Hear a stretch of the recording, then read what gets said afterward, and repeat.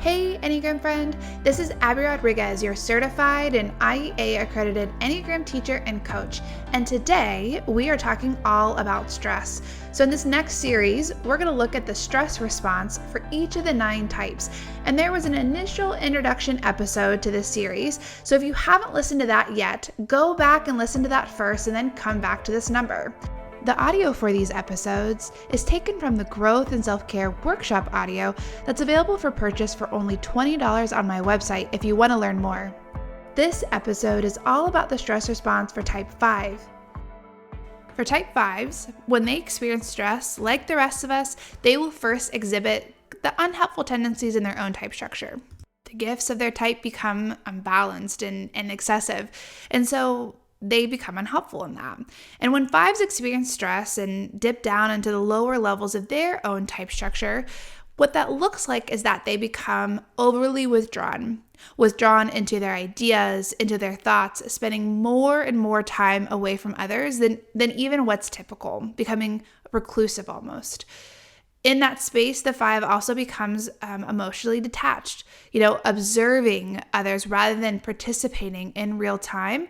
They take the posture of watching rather than being a part of it, watching what's going on as if they're just a character in this interaction, rather than a person that's equally having feelings, reciprocating feelings, or empathizing with others' experiences.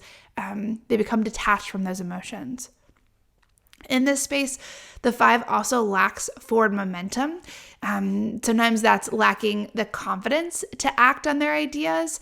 Sometimes that is lacking the energy to take on and move forward, to, have the list and to start going through the list of what needs to be done. Sometimes it's even just getting stuck in this spinning standstill of having to refine everything or collect more and more information and keep preparing and never actually doing anything with what they've accumulated or what they've refined in their thought process. If the 5 experiences so much stress, or again, sometimes even just certain types of stress, the 5 will naturally move to Type 7 as the stress point and take on some of the tendencies of Type 7.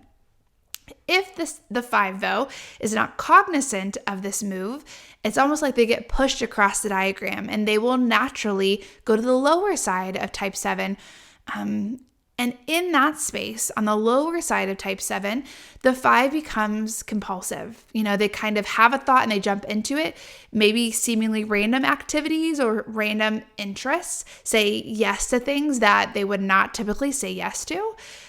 In that space, they're more restless, they're more fidgety, they're more scattered, they're more anxious, and they try to escape that feeling by using activities to do that, or by jumping into stimulating interests or conversations or hobbies, kind of going down the rabbit hole of things that are not really in the pursuit of knowledge and understanding. It's really just distractions.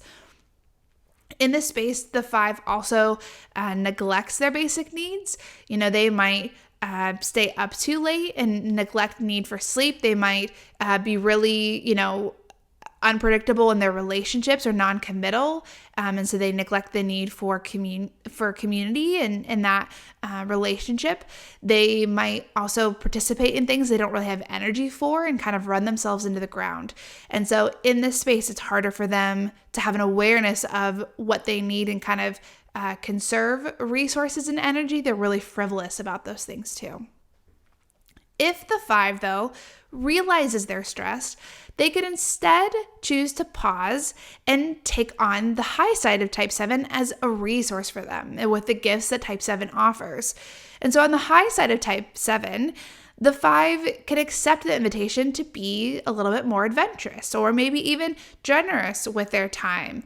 Say yes to things, not be in this scattered, anxious, trying to get away from the restless feeling, but actually considering, going and playing right now would be good for me, or going and enjoying something, going and spending time with friends and humor and play, leisure, that would actually be good. I'm up for that adventure. Let's go do that. We have time for that.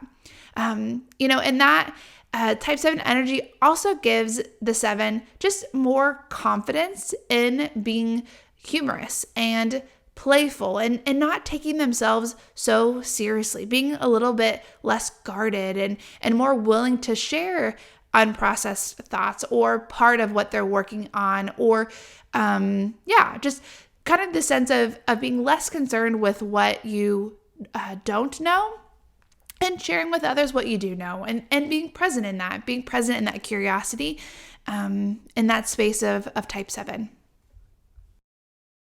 So again, just a reminder to be kind to yourself, to be compassionate about your experience.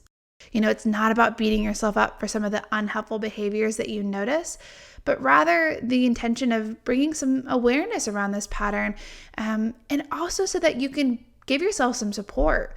Some of these unhelpful behaviors that we're talking about, they're related to stress. And so rather than beating ourselves up that we're stressed, the invitation is, could we be instead kind to ourselves and noticing, this isn't a great behavior. I'm just stressed though. And so can we instead provide some support and care for ourselves rather than beating ourselves up about whatever reaction we had?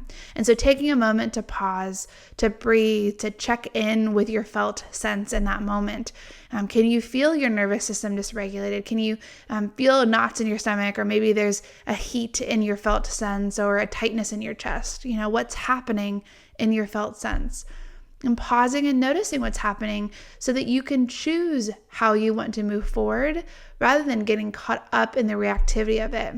And really an invitation to name what you need. As you observe some of these pieces that are happening for you, what is it that you need if you're stressed? Is there a stressor that you can mitigate or remove? Is there some type of support you can add in to balance the triggering aspect of that stressor? Or maybe is there, a need that's not being met, a boundary that you need to put in place, or maybe just an area that you need support. So giving yourself some compassion, because the reality is you're just stressed. That's why these things are happening. Hey friends, the audio for these episodes is taken from the Growth and Self-Care Workshop audio that's available for purchase for only $20 on my website if you want to learn more. The teaching audio is over 4 hours of Enneagram content where I walk you through type-specific stressors and the natural stress response for each type, and how we can better manage stress and how we can incorporate practices for self-care based on our type into our everyday life. The teaching audio is a digital download, so you can listen to it on your phone or your computer, and it also comes with a digital workbook. So I really want to encourage you to take advantage of that opportunity, or to give it to a friend in this season if you have someone that's coming to mind that has a lot of stress and needs some support to navigate that.